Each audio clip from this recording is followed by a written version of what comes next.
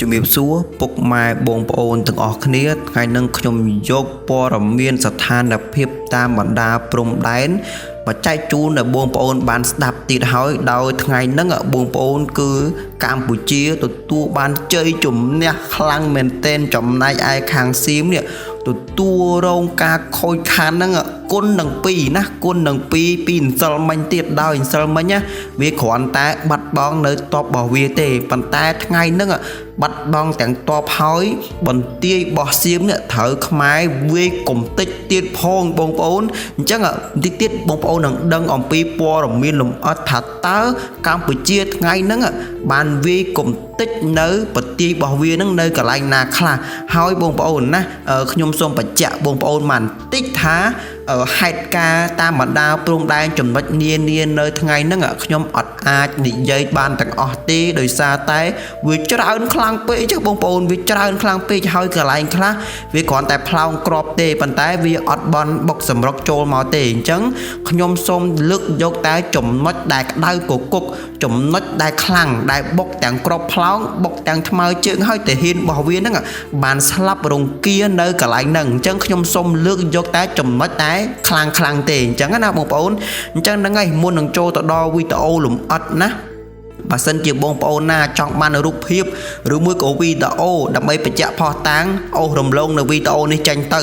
ណាព្រោះដោយសារតែរាល់រូបភាពរាល់វីដេអូដែលខ្ញុំបង្ហាញឲ្យបងប្អូនឃើញណាដឹងតែពួកសៀមយកវីដេអូយករូបភាពមួយហ្នឹងដាក់ទៅក្នុងប្រព័ន្ធបច្ចេកវិទ្យារបស់វានឹងដឹងទីតាំងរបស់កងទ័ពទាហានយើងចាក់ជាមិនខានអញ្ចឹងហើយខ្ញុំមិនអាចបង្ហាញណារូបភាពក៏ដូចជាវីដេអូទាំងអស់ហ្នឹងបានទេតោះអញ្ចឹងកុំឲ្យយើងវែងឆ្ងាយយូរបងប្អូន Subscribe នៅ Channel របស់ខ្ញុំបាទម្នាក់មួយផងតោះឥឡូវយើងចូលទៅដល់វីដេអូលម្អិតទាំងអស់គ្នា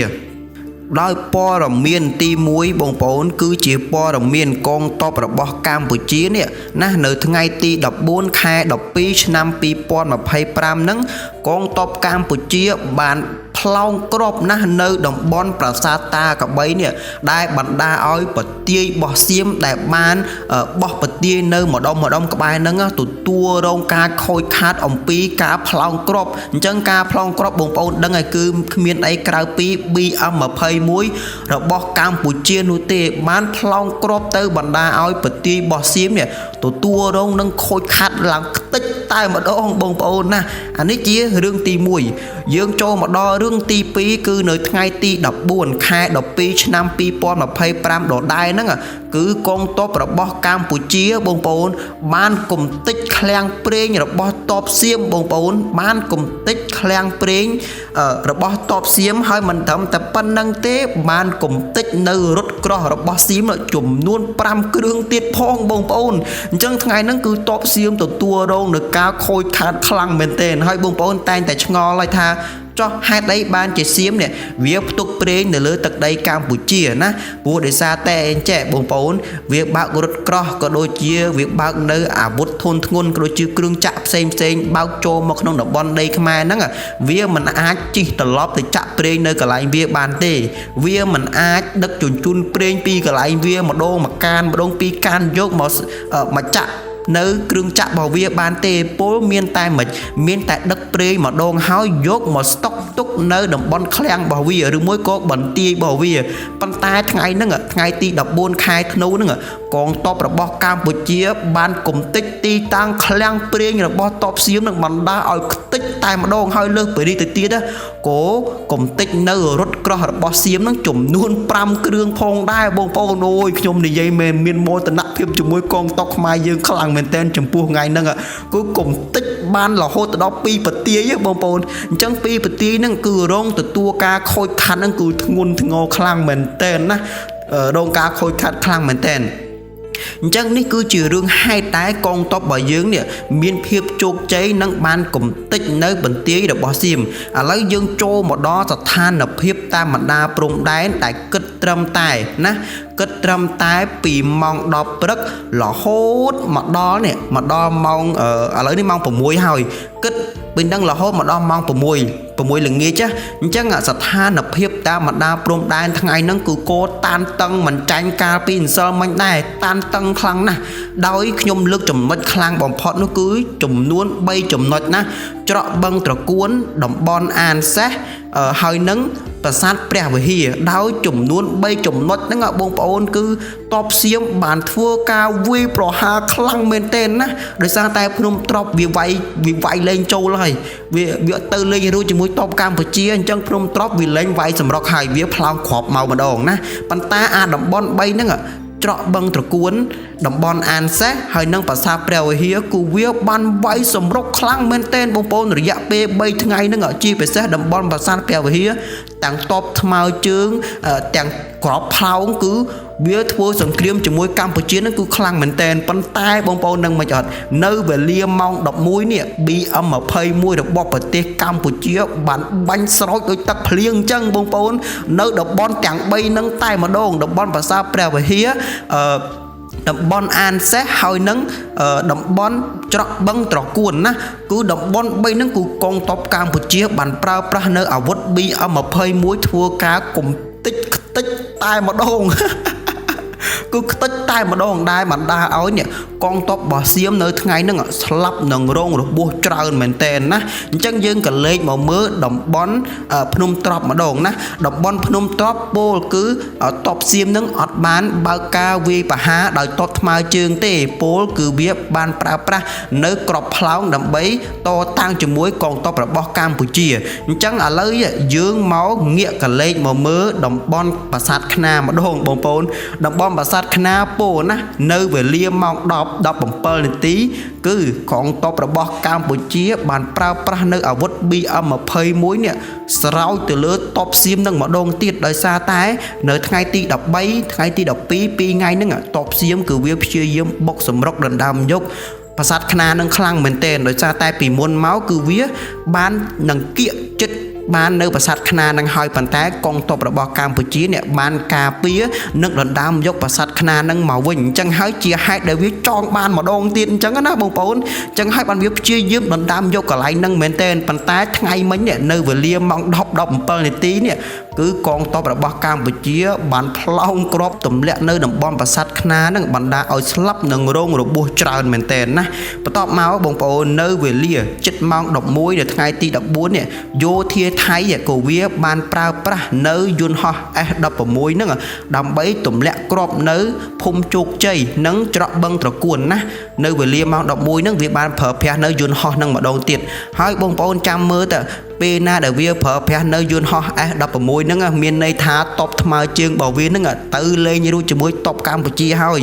មានន័យថាតបថ្មើរជើងរបស់វាហ្នឹងងាប់ច្រើនអញ្ចឹងហើយជាហេតុដែលវាប្រើប្រាស់នៅយន្តហោះ S16 ដើម្បីទម្លាក់គ្រាប់ហើយបងប្អូនត្រូវចាំកាលណាដែលវាប្រើប្រាស់យន្តហោះ S16 គឺវាខាត់បងលុយច្រើនខ្លាំងមែនទែនណាទាំងគ្រាប់ដែលវាទម្លាក់មកហ្នឹងគឺមានតម្លៃរាប់ម៉ឺនដុល្លារទាំងសាំងដែលចាក់នៅយន្តហោះ S16 ហ្នឹងបើក្នុង1ម៉ោងគឺតម្លៃរាប់ម៉ឺនទៀតអញ្ចឹងហើយបានជាវាប្រើយន្តហោះ S16 ហ្នឹងមិនមែនចេះតែប្រើបើករហូតទេអញ្ចឹងណាបងប្អូនបន្ទាប់មកនៅវេលាម៉ោង2នេះពួកអាតបសៀមបងប្អូនក៏វាធ្វើការវាយប្រហារយ៉ាងខ្លាំងក្លាមកលើកងទ័ពរបស់កម្ពុជាដែរនៅវេលាម៉ោង2ហ្នឹងប៉ុន្តែវាបុកកម្ពុជានឹងអត់ចូលទេណាបុកអត់ចូលទេបន្ទាប់មកបងប្អូនគឺនៅវេលាម៉ោង2ដដែលនេះនៅតំបន់ប្រាសាទព្រះវិហារហើយនឹងចំខ្សានណាចំខ្សានក៏កម្ពុជាបានប្រើប្រាស់ BM21 នេះទម្លាក់ទៅខាងសៀមនឹងម្ដងទៀតដោយខ្ញុំបានប្រាប់អញ្ចឹងថាជាភាសានៅតំបន់ប្រាសាទព្រះវិហារនឹងគឺវាព្យាយាមវាយយកណាអញ្ចឹងហើយបានរយៈពេល3ថ្ងៃនឹងកម្ពុជាទម្លាក់គ្រាប់ BM21 ដូចទឹកភ្លៀងអញ្ចឹងទម្លាក់ទៅលើតបសៀមនឹងបងប្អូនណាបន្ទាប់មកបងប្អូននៅវេលាម៉ោង2កន្លះណាយោធារបស់ថៃនេះបានផ្លោងគ្រាប់ចូលមកក្នុងភូមិជោគជ័យនិងភូមិបឹងតកួនខេត្តបន្ទាយមានជ័យហើយដោយសារតែវាទៅហ៊ានជើងគោករបស់វានឹងมันអាចបុកសម្រុកចូលទីតាំងនឹងបានជាហេតុដែលវាគ្រាប់ផ្លោងពីចម្ងាយអញ្ចឹងណាបងប្អូនបន្ទាប់មកនៅវេលាម៉ោង2:50 នាទី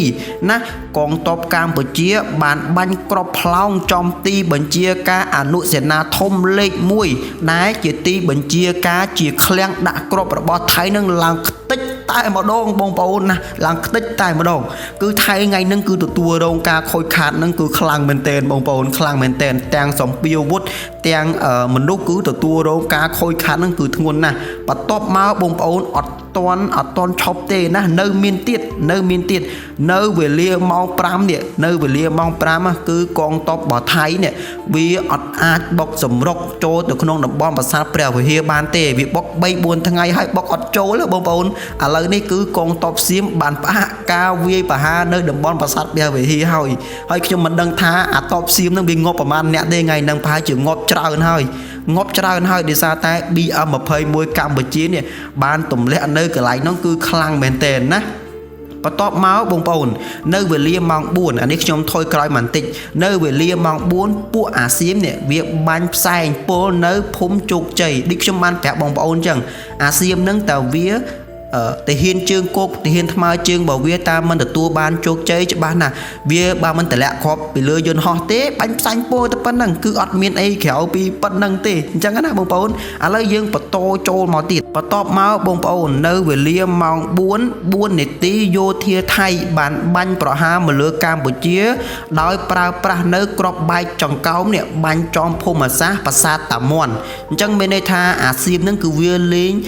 ប្រើប្រាស់កាឡាខូចទៀតហើយដោយវាប្រើនៅក្របបែកចង្កោមដែលអង្គការសហប្រជាជាតិនេះបានហាមឃាត់មិនឲ្យវានឹងប្រើប្រាស់ទេណាវាខុសនឹងច្បាប់សង្គ្រាមឥឡូវនេះគឺសៀមវាបានប្រើប្រាស់នៅក្របបែកចង្កោមនឹងហើយមូលហេតុដែលពួកអាសៀមនេះបងប្អូនដែលវាប្រើប្រាស់នៅក្របបែកចង្កោមហ្នឹងគឺគ្មានអីទេគឺដោយសារតែវាមិនអាចយកឈ្នះមកលើទ័ពកម្ពុជាបានដូចខ្ញុំបានប្រាប់អញ្ចឹងទាំងឃ្លាំងផ្ទុកសម្ពាវុធទាំងឃ្លាំងផ្ទុកប្រេងទាំងរថក្រោះដែលវាទុកនៅកន្លែងឃ្លាំងហ្នឹងគឺទទួលរងការខូចខាតនឹងច្រើនមែនតែនហើយជាពិសេសនោះគឺមនុស្សនឹងតែម្ដងគឺកងទ័ពរបស់ថៃគឺទទួលរងការខូចខាតនឹងយ៉ាងដំណំតែម្ដងអញ្ចឹងហ្នឹងហើយបងប្អូនខ្ញុំបាទមានតែប៉ុណ្្នេះទេនៅមានចំណុចផ្សេងទៀតបងប្អូនដូចជាចំណុចខេត្តឧត្តរមានជ័យចំណុចខេត្តកោះកុងប៉ុន្តែចំណុចទាំងអស់ហ្នឹងគឺមានសង្គ្រាមដែរប៉ុន្តែកងទ័ពរបស់យើងឈោការពារបានហើយជាចំណុចមួយដែលមិនសូវជាផ្ទុះអាវុធខ្លាំងអញ្ចឹងណាអញ្ចឹងហើយបានខ្ញុំនិយាយតែចំណុចណាដែលវាផ្ទុះអាវុធខ្លាំងទេហើយដូចខ្ញុំបានប្រាប់បងប្អូនខាងដើមអញ្ចឹងថាការធ្វើសង្គ្រាមនឹងមិនមែនបាញ់តោតាក់ជាមួយគ្នារហូតទេណាបាញ់1ម៉ោងអញ្ចឹងទៅចុងការទៅ4-10នាទី5-10នាទីគេសម្រាប់ឈប់អញ្ចឹងទៅចុងការទៅកន្លះម៉ោងក្រោយមកបាញ់គ្នាតោអញ្ចឹងទៅអញ្ចឹងហើយព័ត៌មានដែលគេផ្ដល់មកឲ្យនឹងវាតែងតែមករហូតអញ្ចឹងហើយបានខ្ញុំសុខចិត្តរើសចំណុចណាដែលវាក្តៅកគុកបាញ់គ្នាមិនចេះឈប់អញ្ចឹងដូចជាតំបន់ប្រាសាទព្រះវិហារបងប្អូនមើលទៅគឺបាញ់គ្នារហូតមិនចេះឈប់ទេរយៈពេល 3-4 ថ្ងៃហ្នឹងគឺពួកអាសៀមព្យាយាម